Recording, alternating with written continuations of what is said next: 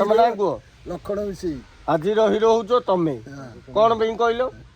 ଏ ଖୁସି ବିଭାଗରେ ଖୁସି ତମେ ଚାଷୀ ଚାଷୀ ଚାଷୀ ତମେ ହଉଛ ଏ ସମାଜର ହିରୋ। ଠିକ ନା ନାଇଁ? ଦୁଃଖ ସହୁଛ ସୁଖ ସହୁଛ। କେମିତି କଷ୍ଟ ସହିଥିଲ ଆଜି ଯାଇ କହିଲ? ବର୍ଷା ବର୍ଷି ହେଇନଥିଲା। ଆଜ୍ଞା କଷ୍ଟ ହେଲେ ବହୁତ ଆଜ୍ଞା ଖାଇବାକୁ ପିଇବାକୁ ମିଳିବାକୁ ନାହିଁ।